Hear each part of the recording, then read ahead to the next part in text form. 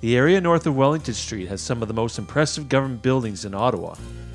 Canada's most important judicial buildings, such as the Supreme Court and the Justice Building, all reside within this area west of Parliament Hill, bounded by the west end of Parliament Hill and the north side of Wellington Street opposite Bay. Prior to the construction of these buildings, the community that existed at this location predated them by more than 100 years.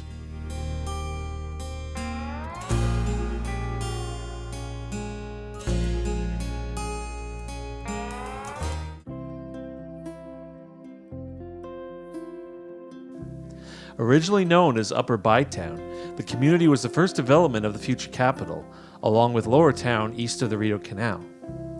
The area was purchased by Lord Dalhousie in June 1823 for military purposes and was available for residency on October 18, 1826. About 38 people applied for lots, and most were mainly early prominent residents of Bytown, such as Thomas Mackay, Thomas Burrows, Michael Burke, Dr. A.J. Christie, and several captains of the Royal Navy. Each person had 12 months to construct a building on their lot, or else it was returned to the Crown. Only Dr. Christie, Mackay, Burke, and Captain Andrew Wilson achieved this goal in time. However, in time, each lot was eventually occupied.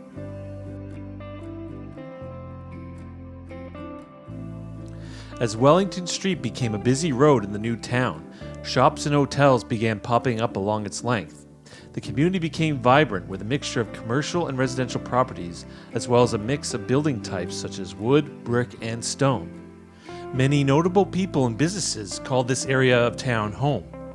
In 1875, William Goodhue Purley, a lumber entrepreneur and later a member of Parliament, constructed an impressive home where the Library and Archives of Canada building currently stands. After his death in 1890, he donated the house unconditionally to the City of Ottawa, which opened the Purley Home for Incurables, which is now Purley Health at Russell Road. 5 fathers of Confederation lived in the community at one time or another: Sir Charles Tupper, Sir Alexander Campbell, James Coburn, Sir Georges Etienne Cartier, and Jean-Charles Chapet. Sir Alexander Mackenzie, Canada's second Prime Minister, resided at 22 Victoria Street while as a Member of Parliament. In 1900, the Capital Brewing Company opened at the northwest corner of Wellington and Bay Streets, producing 100,000 barrels of ale a year. The Ottawa Curling Club moved to Victoria Street in 1878, and in 1906 built a new rink at 92 Victoria Street. The new rink was heralded as the finest in Canada by the Ottawa Citizen.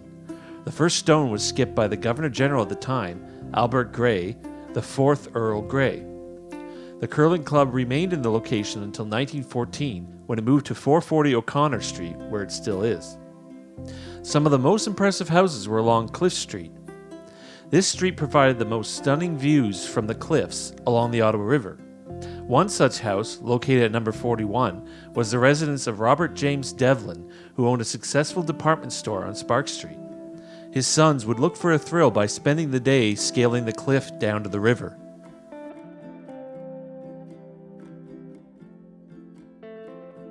As Canada continued to grow at the turn of the century, so did the federal government that wished to construct new buildings in Ottawa.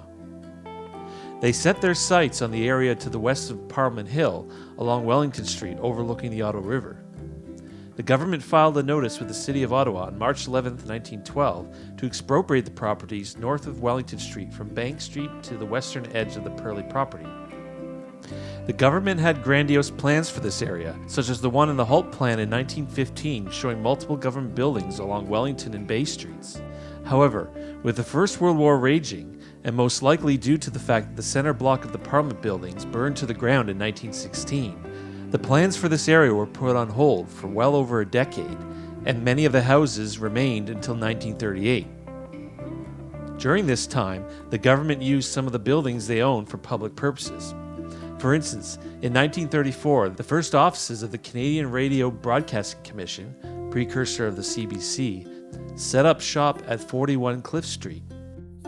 Demolition of the buildings occurred over time as new buildings were constructed.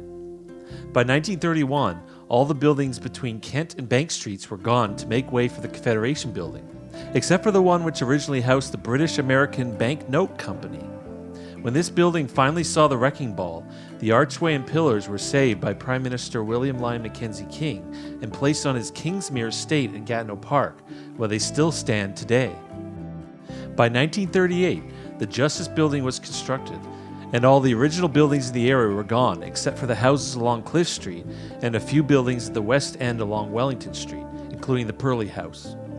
The last building to stand was the Devlin House at 41 Cliff Street, which saw demolition later in 1938. Construction began in 1939 for the current Supreme Court building, and the first cases were heard in the new building beginning in January 1946.